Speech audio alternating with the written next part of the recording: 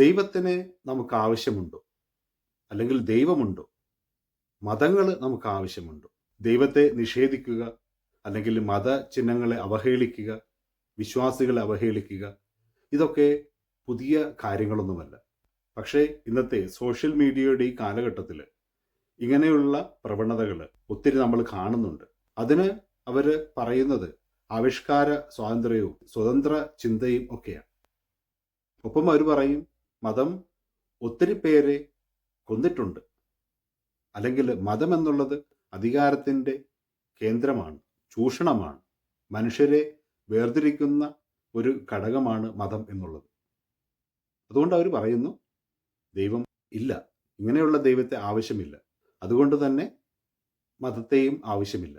അതെ, പല മനുഷ്യർക്കും ദൈവമെന്നുള്ളത് ഏതെങ്കിലുമൊക്കെ മതമോ അല്ലെങ്കിൽ ആ മതത്തിൻ്റെ ഏതെങ്കിലുമൊക്കെ തെറ്റായ പ്രവണതകളോ ആണ്.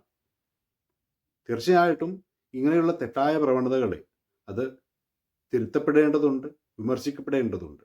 എന്നതുകൊണ്ട് ദൈവം ഇല്ലാതെയാകുന്നുണ്ടോ? ദൈവത്തിൻ്റെ നന്മ, മതങ്ങളുടെ നന്മ ഇല്ലാതെയാകുന്നുണ്ടോ? എല്ലാ മതങ്ങളും എല്ലാ വിശ്വാസികളും ഇങ്ങനെ ഒരുപോലെ മോശക്കാരാണോ? ഒരിക്കലുമല്ല. ഭാഗ്യത്തിന് ദൈവത്തിൽ വിശ്വസിക്കുന്ന, ദൈവത്തിൻ്റെ നന്മ പ്രകടമാക്കുന്ന ഒത്തിരി മനുഷ്യർ നമ്മുടെ ചുറ്റുമുണ്ട്. അത് വെറും സാധാരണക്കാർ മാത്രമല്ല, ഒത്തിരി അറിയപ്പെടുന്ന പ്രമുഖരായിട്ടുള്ള പല മനുഷ്യരും ദൈവത്തിൽ വിശ്വസിച്ചവരാണ്, ഇന്നും ദൈവത്തിൽ വിശ്വാസമർപ്പിക്കുന്നവരാണ്, മതത്തിൽ ജീവിക്കുന്നവരാണ്. കഴിഞ്ഞിടയ്ക്ക് എൻ്റെ ഇടവകയിൽ ഒരു വ്യക്തി ഒരു പുസ്തകം എനിക്ക് തന്നു. വയലിൻ നിർമ്മിക്കുന്ന പ്രശസ്തനായിട്ടുള്ള ഒരാളുടെ ചില കുറിപ്പുകളാണ്. അയാൾ സംഗീതത്തെ, ഈ വയലിൻ നിർമ്മാണത്തെ, അല്ലെങ്കിൽ അതിൻ്റെ കലയെ, അതിൻ്റെ ശാസ്ത്രീയ വശങ്ങളെ ഒക്കെ ദൈവ അനുഭവമായിട്ട് കൂട്ടിച്ചേർത്ത് അങ്ങനെ പ്രസൻറ്റ് ചെയ്യുകയാണ്. നിസ്സാരമെന്ന് തോന്നുന്ന പല കാര്യങ്ങളിലൂടെ അയാൾ ഈ ദൈവാനുഭവത്തെ പകർന്നു നൽകുന്നുണ്ട്. അതെ, ദൈവം എന്നുള്ളത് പല രീതിയിൽ നമ്മൾ അനുഭവിക്കുന്ന ആ നന്മയാണ്, ശക്തിയാണ്. മതങ്ങൾ ചില കാര്യങ്ങളിൽ വഴിതെറ്റുമ്പോഴും ഈ ദൈവാനുഭവം എന്നുള്ളത് ശക്തമായിട്ട് നിലകൊള്ളുന്നുണ്ട്. അതെ, നമ്മുടെ മതചരിത്രത്തിൻ്റെ തെറ്റായ പ്രവണതകളിൽ, ഇരുട്ടുകളിൽ ഒക്കെയും മതം പഠിപ്പിക്കുന്നൊരു കാര്യമുണ്ട്, ദൈവമുണ്ട്. ദൈവവിശ്വാസം വളരെ പ്രാധാന്യമുള്ളതാണ്. അതുതന്നെയാണ് ബൈബിളും പഠിപ്പിക്കുന്നത്. ദൈവം ആദിയും അന്ത്യവും, ആൽഫയും ഒമേഗയുമാണ്. യോഹന്നാന്റെ സുവിശേഷത്തിൽ അത് മറ്റൊരു രീതിയിൽ നമ്മൾ കേൾക്കുന്നു. ആദിയിൽ വചനമുണ്ടായിരുന്നു, വചനം ദൈവമായിരുന്നു.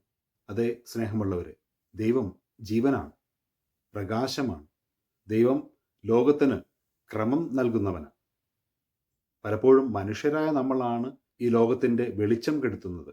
ദൈവം നൽകിയ ആ ലോകത്തിൻ്റെ ക്രമത്തിന് നമ്മുടെ അക്രമങ്ങൾ വഴി ക്രമം തെറ്റിക്കുന്നത്.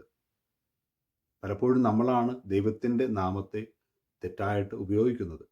ഈ തെറ്റുകൾ തിരുത്തുവാനായിട്ട് നമ്മൾ തയ്യാറാകുന്നില്ല. പ്രകാശത്തെ സ്വീകരിക്കുവാനായിട്ട് നമ്മൾ തയ്യാറാകുന്നില്ല. അതുകൊണ്ട് തന്നെ തിന്മകളിലും പരസ്പര കലഹങ്ങളിലുമൊക്കെ നമ്മൾ ജീവിക്കുന്നു. ദൈവത്തിന് അവിടെ യാതൊരു സ്ഥാനവും നമ്മൾ നൽകുന്നില്ല. പക്ഷേ ചിലർ ദൈവ അസ്തിത്വത്തെ നിരാകരിച്ചാൽ, ദൈവത്തെ സ്വീകരിക്കുന്നില്ലെങ്കിൽ ദൈവം ഇല്ലാതെയാകുന്നില്ല. നമുക്ക് അവനെ ആവശ്യമില്ലെങ്കിലും, നമ്മൾ അവനിൽ വിശ്വസിക്കുന്നില്ലെങ്കിലും ദൈവത്തിന് അസ്തിത്വമുണ്ട്. ദൈവത്തെ നമ്മൾക്ക് നമ്മുടെ ജീവിതത്തിലെ നന്മകൾ വഴി, മാനുഷിക മൂല്യങ്ങൾ വഴി, ജീവിതത്തിൻ്റെ പ്രകാശം വഴി കൂടുതൽ വ്യക്തമായിട്ട് കാണിക്കുവാനായിട്ട്, ജീവിക്കുവാനായിട്ട് നമുക്ക് സാധിക്കും. അതിന് ഈ ഒരു പുതിയ വർഷത്തിൽ നമുക്ക് സാധിക്കട്ടെ. ദൈവം നമ്മെ എല്ലാവരെയും സമൃദ്ധമായിട്ട് അനുഗ്രഹിക്കട്ടെ.